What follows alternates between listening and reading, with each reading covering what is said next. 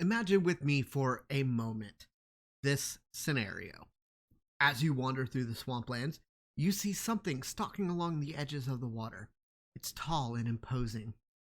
As you stare, its mouth opens up in a horrific display that one could only expect to see out of a thriller movie.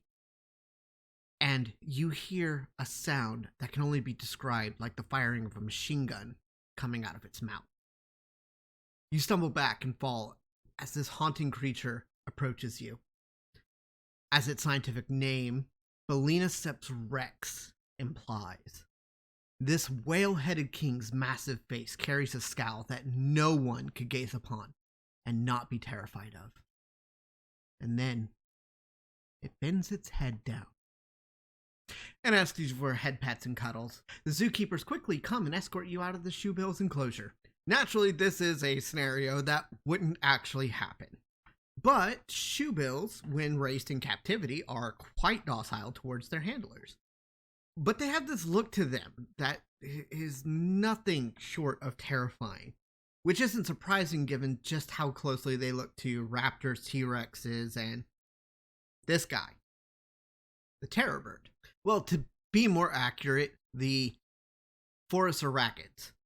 And while they look very similar to each other, these two birds are not related in the slightest. Shoebills are part of the Pelecaniformes, making them related to pelicans, herons, and the hammerkop, while terror birds' only living relative is the Seriema of South America, which happens to be the part of the world that they were from.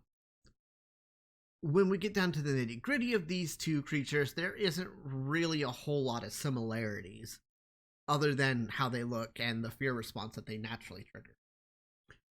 Honestly, if you still don't think birds are dinosaurs, I don't know what more I could show you to convince you. It might be useful to tell you a little bit more about these two so you actually know the differences between them and you're not just relying on me saying that they are different. Shoebills are water waders, like most of the other birds that they're related to.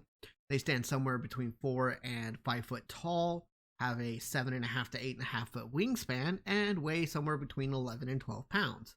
They're primarily piscivores, meaning that they eat mostly fish, but they have been known to eat just about anything they can get their beaks on when they're around the water. Terror birds, on the other hand, are wildly different creatures. They live mostly on what would have been open woodlands and bushland somewhere between 62 million years ago and 100,000 years ago, with some unverified data suggesting it's as recently as 20,000 years ago. Which, funnily enough, would actually put them in roughly the same time period that humans actually started to colonize America. Not, that colonized, but actually coming to America for the first time. The largest of them were in the ballpark of around 9 foot tall and would have weighed somewhere near 200 pounds. And for their size, they were incredibly fast runners, which is useful considering that they are flightless and have no wings.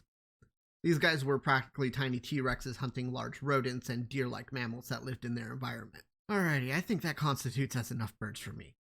Seriously, one of these days, I am going to be able to make a video about animals and not talk about birds. I'm convinced it will happen.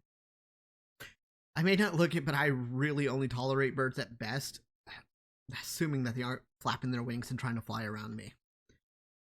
But this video was a request from one of my friends, and, they wanted me to talk about their favorite animal, the shoebill, and I figured I could go and cover terror birds while I'm at it.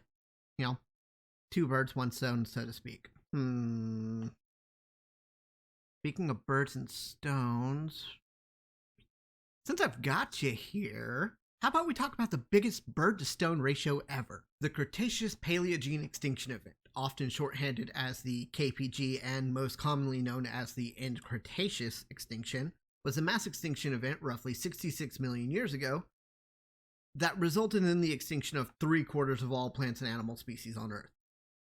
You would probably recognize it a little better as the asteroid strike that killed the dinosaurs. This one event single-handedly brought about the end of the Mesozoic era, the age of reptiles, and brought us into the Cenozoic era, the age of mammals. Now, while it may seem odd to you, the asteroid impact wasn't always common knowledge. For the longest time, it was speculated that climate change induced by volcanic activity is what killed off the dinosaurs, seeing as how it's the primary reason for a number of the other 4 mass extinction events that make up the Big Five. As a fun side note here, we are currently in the 6th mass extinction event. I happen to make a little short video about it if you want to go find that and watch it. It's quick. Anyways, the asteroid impact theory was originally proposed in 1980 and suggested that an asteroid, roughly 6 to 9 miles wide, is what caused the extinction event. The theory was all but solidified with the discovery of the 110-mile Chicxulub crater buried underneath Chicxulub, Mexico. There was a whole host of evidence supporting the theory beforehand, including a high concentration of iridium in the boundary layer between the Mesozoic and Cenozoic rock layers. Okay, 1 second here. So, while I was recording the video, I failed to explain exactly why this was important. Iridium is one of the rarest occurring natural elements on the planet. It's even more rare than gold, just for your own comparisons here. But in asteroids, it is very, very prevalent. So any kind of iridium concentrations can most likely be attributed to that of an asteroid impact. This is also what led to the Eltonine impact being confirmed in the Pacific Ocean from its core drills. Anyways, let's get back to the rest of the video. But up until this point, they didn't have a crater that would point to it. And with not only the boundary layer containing all the chemical signatures of that site, but the crater itself dating to 66 million years ago, it was practically a slam dunk. It wasn't until 2010 that all the information and data was compiled and officially used to endorse the hypothesis. It's here where we get the size of the asteroid along with the energy output it had. The impact released an energy equivalent of roughly 100 teratons of TNT, or 420 zetajoules of energy. Now, you could be a child like me and try to incorporate some poorly done weed jokes into this script.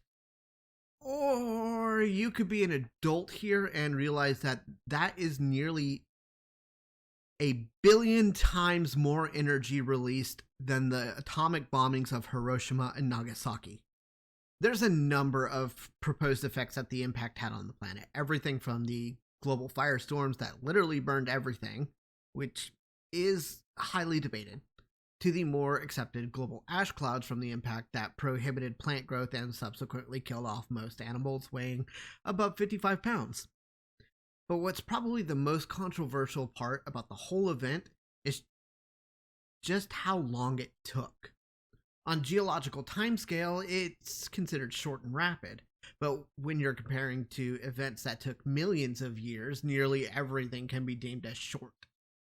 The low end is 2 to 3 years, and the high end being 10,000 years. The impacts on biodiversity this one event had cannot be stated enough.